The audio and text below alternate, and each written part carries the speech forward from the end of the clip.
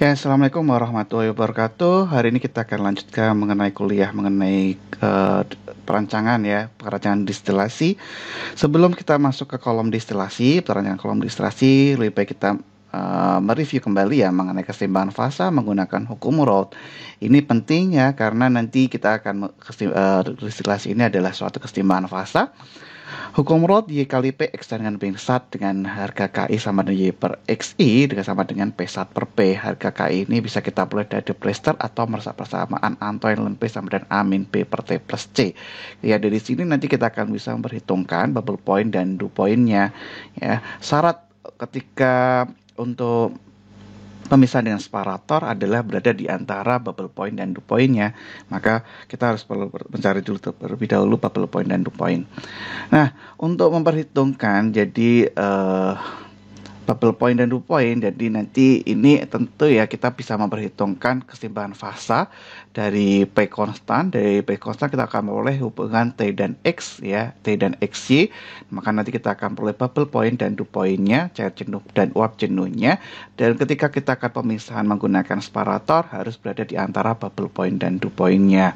Gitu ya. Jadi ini adalah beberapa hubungan ya, hubungan antara T, P, dan X.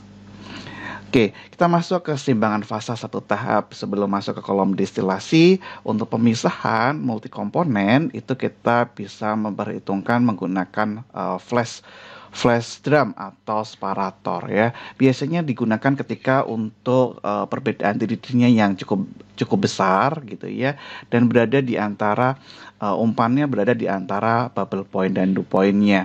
Jadi ketika di sini kita bisa melihat dari grafik ini ya, P ini adalah kondisi pada bubble point-nya atau saturated liquid, R ini adalah pada kondisi dew point-nya atau saturated vapor. Nah, syarat umpan dari separator adalah berada di antara bubble point dan dew point-nya. Maka dengan komposisi dua fasa, maka akan kita flash ya secara mendadak, kita terpisah menjadi fase uap dan fase cairnya. Biasanya kalau secara manual kita memperhitungkan harga KI gitu ya. Memperhitungkan harga KI dari P1 per P, kemudian diketahui ZI, kita hitung harga KI-nya, kemudian nanti kita akan mentrial ya, kita akan mentrial V per F hingga diperoleh sigma YI sama dengan 1.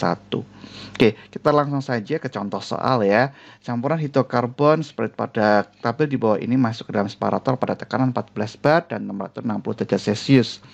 Nah, kita ingin cari ini bagaimana laju alir dan komposisi wadah fase uap dan fase cairnya. Oke, jadi perlu kita cek terlebih dahulu nanti pada tekanan 14 bar dan 60 derajat Celcius gitu ya. Oke, apakah ini pada kondisi dua fase atau tidak gitu ya. Jadi kalau tidak pada kondisi dua fase, maka nanti kita perlu mengubahnya menjadi dua fase. Secara jenuh kita turunkan tekanannya atau kita naikkan temperaturnya supaya bisa berubah menjadi dua fase. Kita buka HISIS-nya. Oke, kita buka HISIS di sini ya. Oke, kita new. Ya, kemudian kita masuk ke komponen list. Kita ambil etan, propan, ibutan, dan N-pentan. Nah, kita cek lagi ya, ibutan dan N-pentan. Oke, fluid package-nya karena ini hidrokarbon, kita bisa memilih Pengrobinson, SRK, EOS ya. Jadi equation of stage bisa ya, kita pilih Pengrobinson terlebih dahulu. Kemudian kita masuk ke simulation. Oke, kemudian di sini saya pilih pakai unit setnya Euro SI karena tadi komponennya adalah derajat Celcius dan bar. Kemudian kita masukkan stream. Kemudian kita masukkan komposisinya terlebih dahulu karena tadi equimolar pada 0,25, kita masukkan semua pada 0,25. Oke, kemudian ke conditionnya. Jadi kita perlu cek terlebih dahulu ya, cek terlebih dahulu pada 14 bar dan 60 derajat Celcius. Nah, berarti di sini sudah terbentuk dua fasa ya. Jadi antara 0,4 3. Jadi fase uapnya ini 0,43% gitu ya.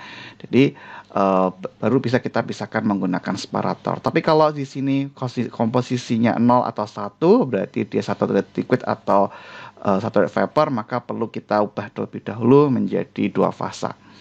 Ya, kemudian di sini adalah 100 kilomol per jam. Oke ya. Jadi ini kemudian kita ambil separator ya, separator ya. Kemudian streamnya 1, misalnya jangan 1 lah, misalnya A sajalah. A ini V, ini L.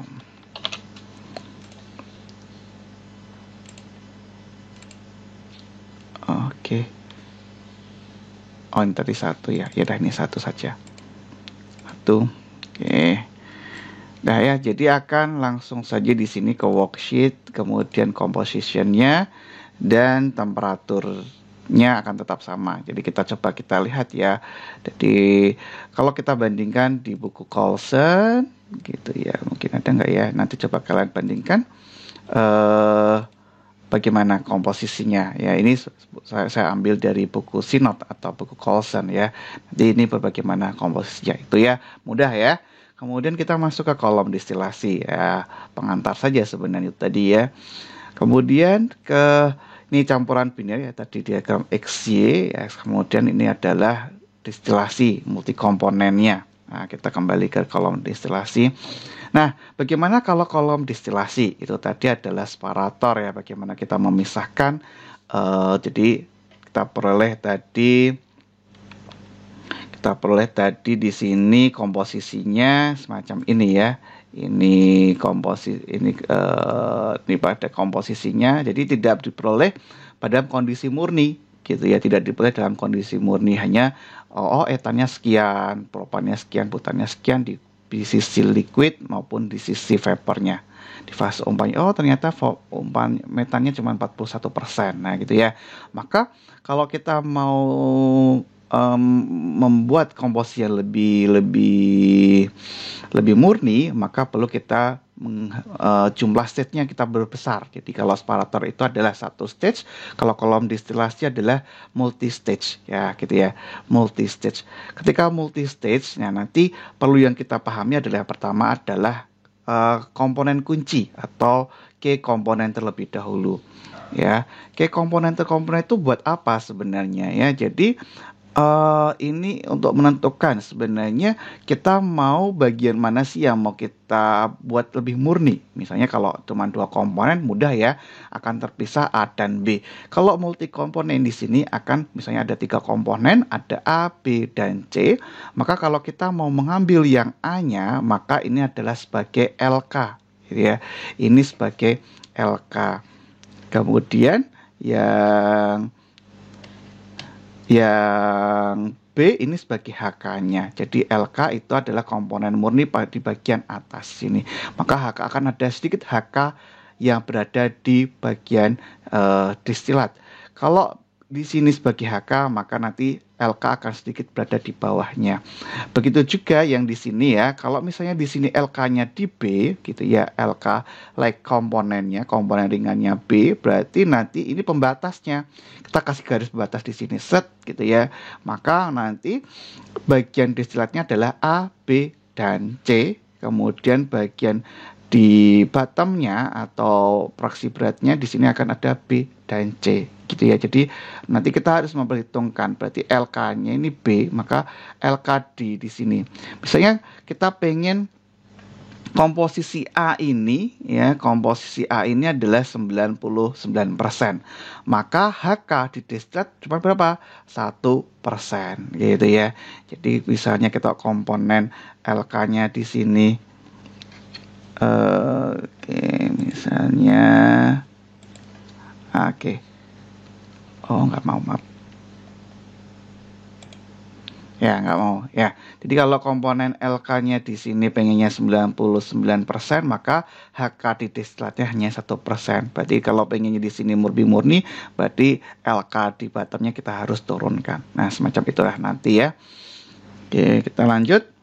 Nah, dalam ini kita juga bisa memperhitungkan T destilat dan T produk bawah ya pada P tertentu, P konstan. Maka kalau T umpan bisa diketahui, T destilat biasanya kita dengan komposisi yang diketahui, misalnya tadi 99%, maka nanti kita bisa memperhitungkan T destilatnya.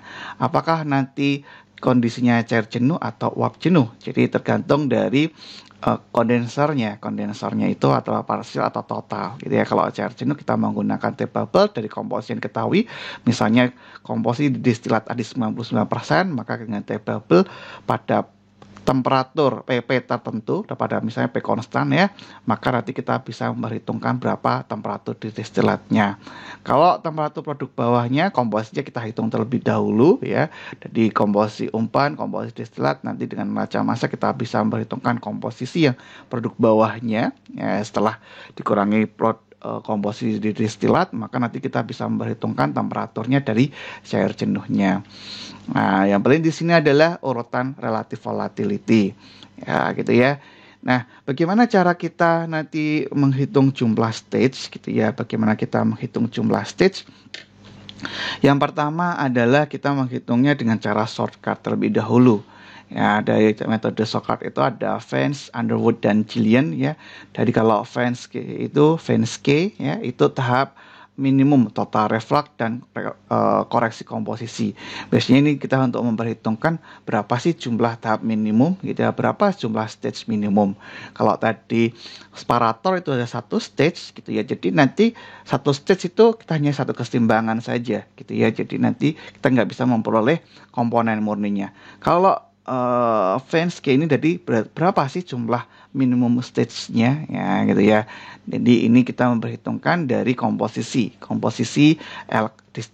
LK di destilat, HK di destilat, bottom di heavy komponen di bottom, dan LK di bottom ya, jadi komponen di X-nya. Maka kita perlu tahu ya LK HK-nya terlebih dahulu. Ya gitu ya, jadi nanti kita bisa memperhitungkan jumlah stage-nya. Nah, itu dari Vance K. Kemudian dari Underwood itu adalah berdasarkan jumlah berapa reflux rasio minimumnya.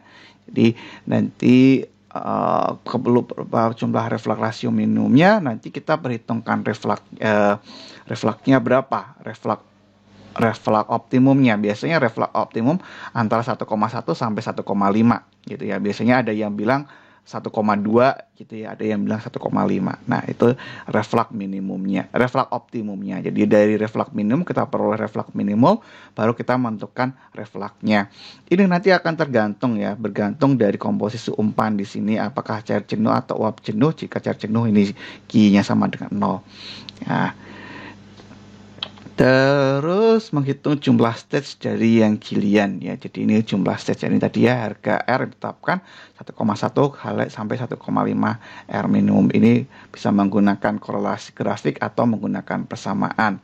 Ada juga nanti dengan menggunakan R bar Maddox ini ya, N aktual dengan N minimum dibagi 0,6. Jadi ini adalah hubungan reflux terhadap jumlah stage-nya. Oke, kita langsung masuk ke contoh saja. Jadi contoh 100 kmol per jam campuran hidrokarbon ya, ini seperti tadi ya, masih sama komponennya etan, propan, isobutan, dan N-pentan.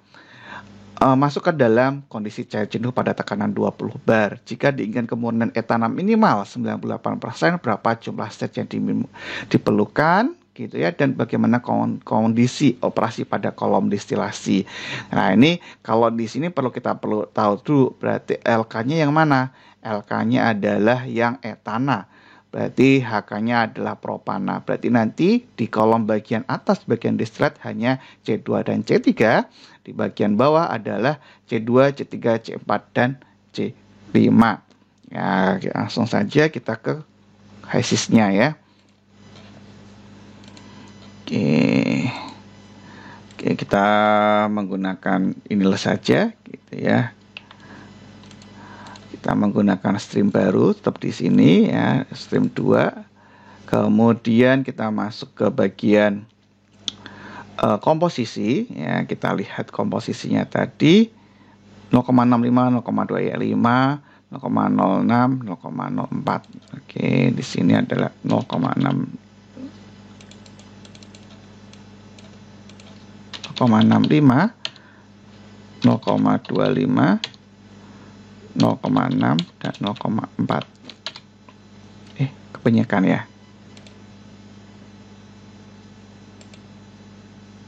Oh, 0,06. Oke ya. Kemudian kita masuk ke condition. Jadi condition di sini tadi 20 bar, 100 kmol per jam, dan pada kondisi cair jenuh. Dari 20 bar, kemudian 100 kmol per jam, dan pada kondisi cair jenuh. Berarti kalau di sini kondisi cair jenuh, berarti di sini kita vapor phase fraction-nya kita pilih angka 0. Gitu ya. Jadi temperatur masuknya pada 10 derajat Celcius. Semacam itu. Ya. Kemudian kita ambil ke shortcut distillation terlebih dahulu ya, karena tadi kita mempelajari dulu shortcut ya. Jadi kalau distilasi ini untuk menentukan jumlah stage, kemudian kondisi refluxnya berapa, kemudian itu kita bisa menggunakan separator. Kita cek separator di sini, kita menggunakan shortcut column. Nah, kita cari yang shortcut column ya. Shortcut column ini untuk kolom distilasi. Kita masukin ya inletnya 2 ya, karena inletnya 2. Kemudian kita ambil misalnya distilatnya, kita beri D1 terlebih dahulu, karena ini nanti kita akan membandingkan dengan yang rigorous ya. Kemudian kondensernya D1, boilernya B1, dan bottomnya B1. Oke. Kemudian kita masuk ke unknown komponennya. Nah, ini yang perlu tadi kita ya di parameter di sini. Sekarang permasalahannya tadi ya. Leakage tadi apa? LK-nya tadi adalah etan. Etan di bottom pengennya berapa persen? Kalau kita menginginkan 98% etana murni di bagian distilat, berarti sedikit mungkin etananya itu berada di bawah ya gitu ya. Sedikit mungkin etannya berada di bawah. Kemudian HK-nya propana di sini hanya diperbolehkan 2% saja di destilat. Ya, berarti kita LK-nya adalah etan, kemudian HK-nya itu adalah propan. Yang paling penting di sini adalah HVG di destilat. Di sini harus 0,02 biar dapat 98%. Kemudian LK di bottom berapa? Serendah mungkin gitu ya. Serendah mungkin misalnya 0,01 atau 0,5 gitu ya. Serendah mungkin, boleh 0,05, kita coba.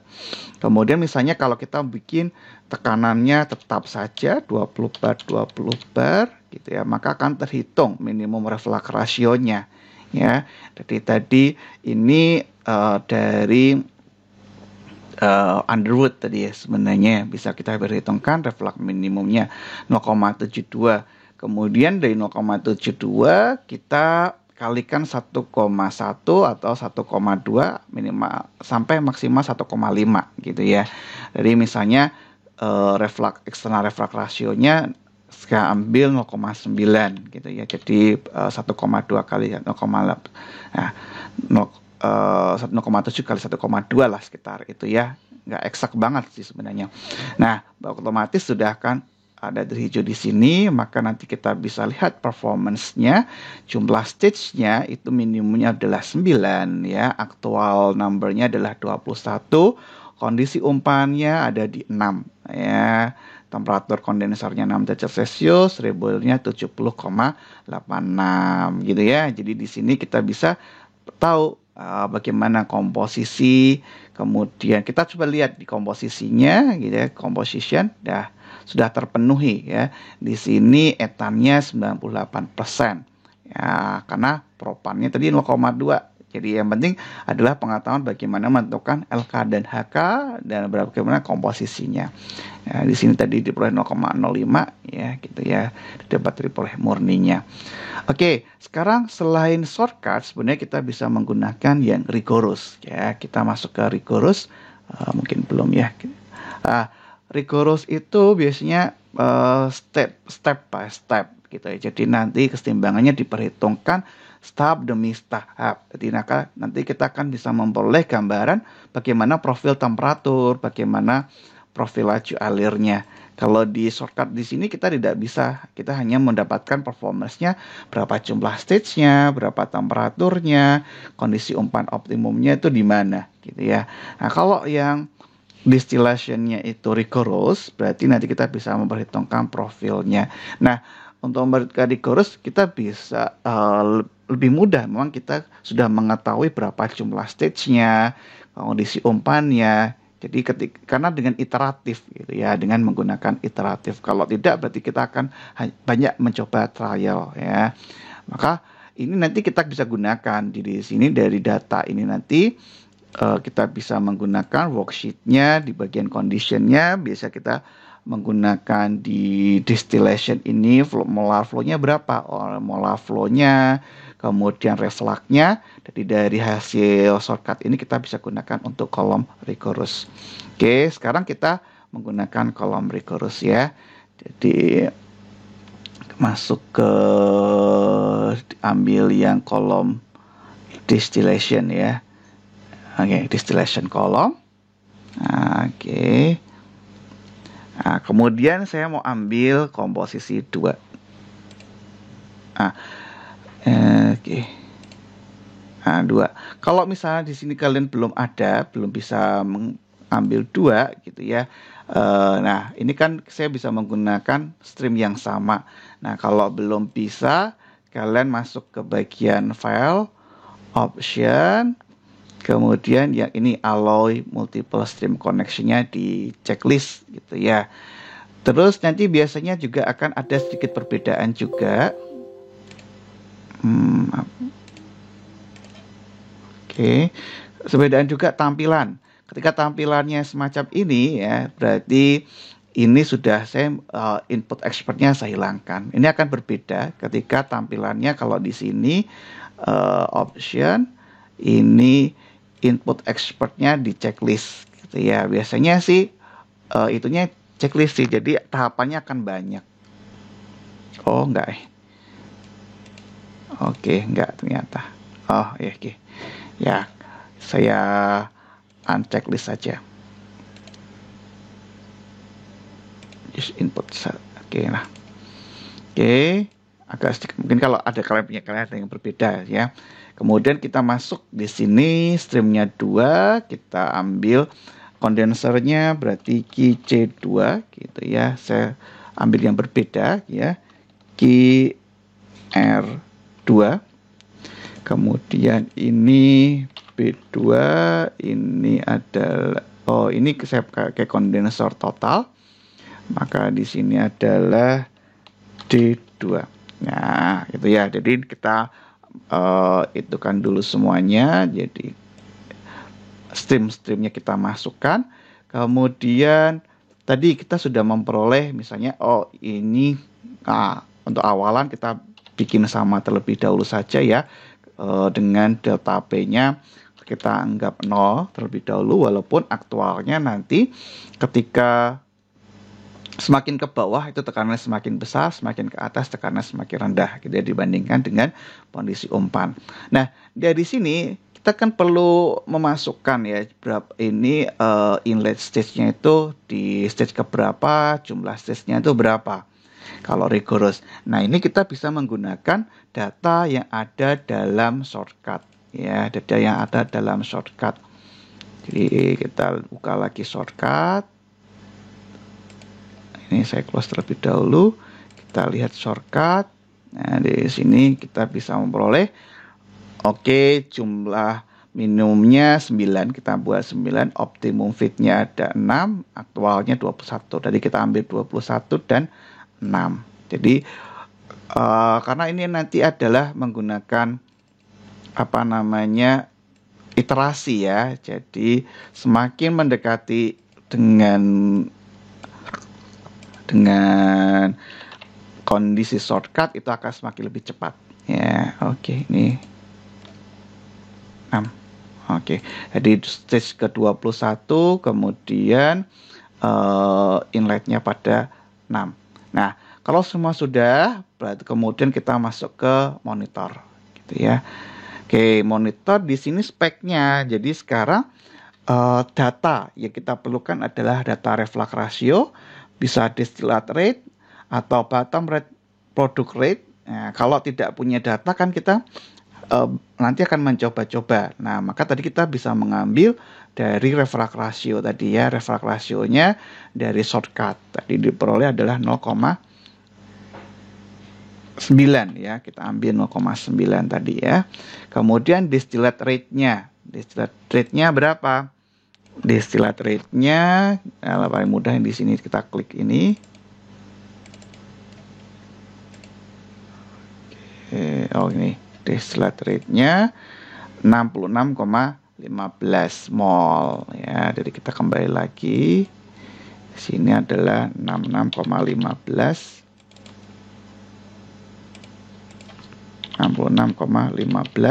kilomol per jam. Sebenarnya kita juga bisa menambahkan ya, kita bisa menambahkan yang lain, misalnya add spec di sini, misalnya kolom komponen fraction ya gitu ya. Jadi fraction add spec di sini, nanti misalnya stage-nya di condenser, mol fraction, speknya berapa, misalnya di sini etannya berapa, nanti kita isi di sini. Ini juga bisa, misalnya di sini 0,98. Nah, gitu ya, ini juga bisa. Nanti tinggal kita mau aktifkan yang mana. Nanti ini perlu 2 saja yang diaktifkan. Ya, kalau ini misalnya kita mau diaktifkan yang ini bisa, mau diaktifkan yang ini bisa. Nah, ini saya coba yang mengaktifkan ini distillate rate terlebih dahulu saja. Nah, kalau sudah baru kita run gitu ya, kita run. Oke, udah langsung konvergen ya. Jadi kita bisa melihat nih profil temperaturnya ya dari langsung konvergen ya, karena sudah tepat. Nah, jadi di sini akan ada sedikit perbedaan ya, komponen fractionnya 0,92. Nah, gitu ya. Jadi di sini kita bisa lihat nih nih ya, tekanannya karena tekanannya tetap, jadi ini sama. Tapi kalau kita bikin berbeda, tekanan di reboiler lebih besar, tekanan kondenser lebih kecil dibandingkan umpan, maka di sini akan ada profil perbedaan tekanan, ini ada profil temperaturnya gitu ya. Ini pressure ya, pressure plus jadi nanti ini bisa kita ganti-ganti ya, bisa kita ganti-ganti.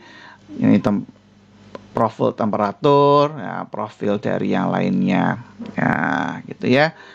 Jadi nanti bisa kita, nah ini komposisi etannya, propan, butan dari setiap stage kesetimbangannya. Oke gitu ya. Nah sekarang nanti coba dilanjutkan ya, dilanjutkan untuk yang latihan.